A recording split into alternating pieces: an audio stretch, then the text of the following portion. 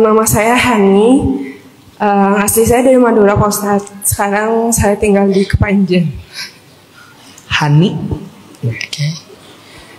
Masih deg-degan. Saya sedikit bercerita, Pak Ustadz. Saya sudah berumah tangga 6 tahun.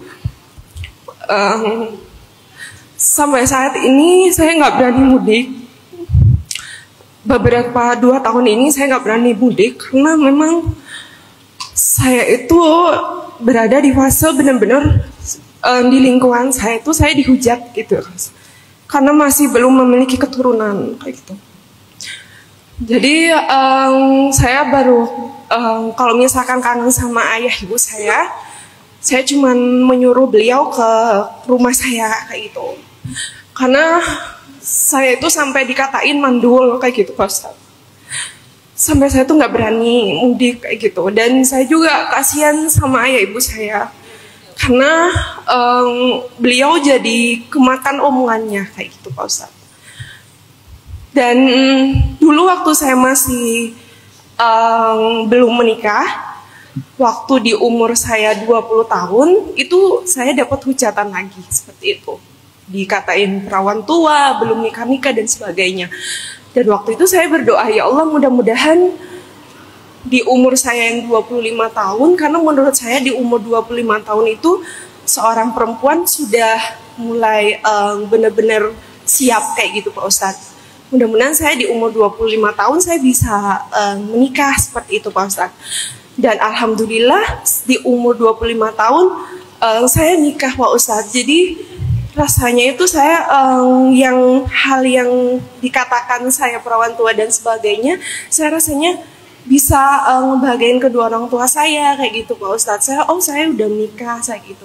Dan sekarang giliran saya sudah nikah, ternyata benar kata Pak Ustadz tadi, tidak ada habisnya seperti itu, kata-kata hal yang menyakitin untuk diri kita kayak gitu. Dan bagaimana Pak Ustadz untuk saya menghadapi semua ini kayak gitu. Karena di saat ini di umur saya sudah di kepala 3 ini, saya masih belum memiliki keturunan. Bukannya saya tidak mau, Pak Ustadz, kayak gitu. Cuman saya sampai takut, Pak Ustadz, untuk mudik kayak gitu. Jadi kalau misalkan saya kangen sama ayah ibu saya itu, baru kemarin di hari Rabu kemarin ayah ibu saya kesini.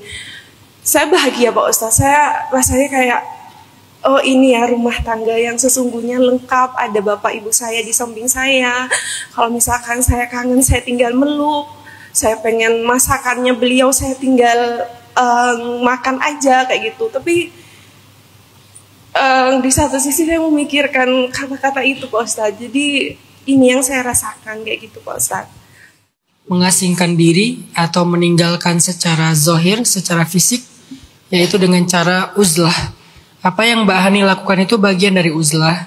Mbak Hani nggak ketemu mereka, Mbak Hani menghindar dari mereka, bahkan Mbak Hani nggak berani pulang demi menjaga kesehatan mental Mbak Hani karena belum siap untuk bertemu dengan mereka. Itu pernah dilakukan oleh Sayyidah Maryam.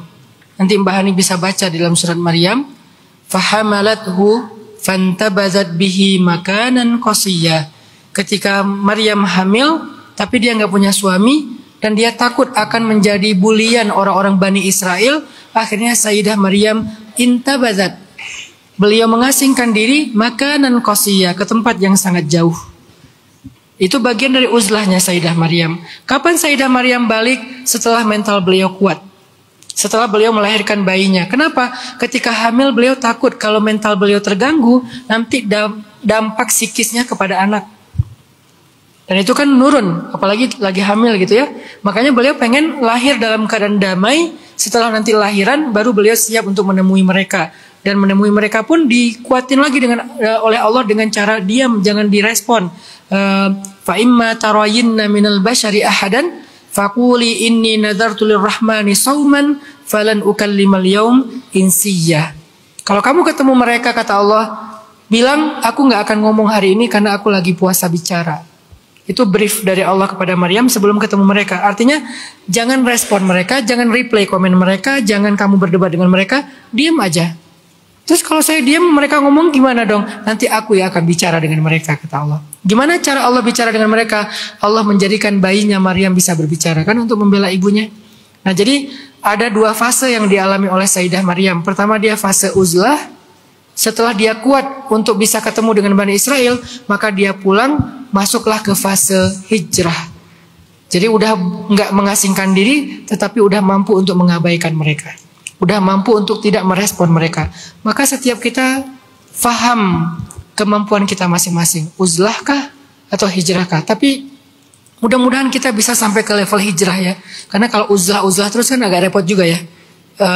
Nggak pernah pulang, nggak ketemu dengan orang-orang yang menyakiti kita. Karena hidup realitasnya emang akan selalu ketemu dengan orang kayak gitu. Di kantor, di tetangga, dimanapun kita berada, ada aja orang kayak gitu. Di sosial media apalagi gitu. Kalau kita selalu menghindar, rasanya kita kayak nggak realistis juga. Tapi untuk awal-awal belajar menyehatkan mental nggak apa-apa, uzlah dulu aja. Nanti begitu udah kuat sambil minta kepada Allah dikuatkan, maka kemudian kita belajar untuk hijrah. Fase udah bisa cuek, fase udah nggak terganggu lagi dengan ucapan mereka. Memang terganggu tapi nggak benar-benar merusak kesehatan mental kita. Mudah-mudahan Mbak Hani segera bisa sampai ke fase hijrah. Dan pastinya yang lebih penting lagi, semoga Allah memperkenankan doa Mbak Hani diberikan keturunan. Tapi jangan berputus asa meminta Mbak Hani. Nabi Ibrahim meminta keturunan 50 tahun. Nabi Zakaria meminta keturunan juga 50 tahun. Saya percaya sesuatu yang ditunda oleh Allah itu pasti istimewa. Ketika Allah menunda anak bagi Ibrahim, sekali punya anak, dua-duanya keren. Yang satu Ismail, yang kedua Ishak. Ismail diberikan gelar Ghulamun Halim. Ishak diberikan gelar Ghulamun Alim. Apa itu Ghulamun Halim? Anak yang penyabar, nggak pernah marah. Apa itu Ghulamun Alim? Anak yang banyak ilmu, cerdas luar biasa. Zakaria juga gitu. Ketika ditunda nggak punya anak 50 tahun, sekalinya punya anak yang luar biasa. Walam yaj'al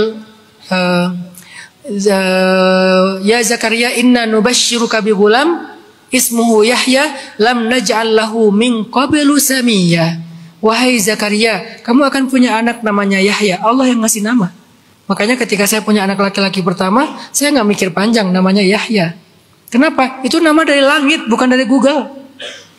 Itu nama dari langit. Allah sendiri yang ngasih, langsung namanya Yahya.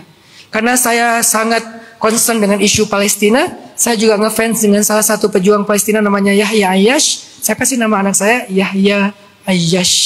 Saya berharap dia kelak jadi insinyur, dia menjadi seorang mujahid yang membantu kaum muslimin.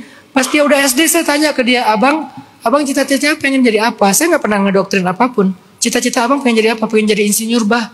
Emang abang pengen bikin apa? Aku pengen bikin robot drone yang kecilnya sekecil nyamuk, mau dikirim ke Israel sebagai drone mata-mata. Masya Allah, ini sesuai dengan nama Yahya Ayyash. Makanya saya percaya banget dengan nama itu. Allah kasih nama anaknya Zakaria Yahya. Bukan terserah kamu deh mau ngasih nama apa, enggak. Allah sendiri yang ngasih nama. Udah gitu kata Allah, lam naj'al lahu min qablu samiyya. Samiyya itu bahasa Arab yang jadi bahasa Indonesia, bahasa Jawa, bahasa Sunda. Sami mawon. Bahasa Sundanya sami-sami. Jadi sami itu bahasa Arab. Apa arti sami? Sama. Tidak ada anak yang sama seperti dia sebelumnya. Saking uniknya Sayyidina Yahya alaihissalam. Jadi saya percaya ketika Allah menunda sesuatu yang kita inginkan, berarti sesuatu itu adalah sesuatu yang istimewa. Semoga Mbak Hani akan diberikan keturunan dan keturunannya istimewa insya Allah.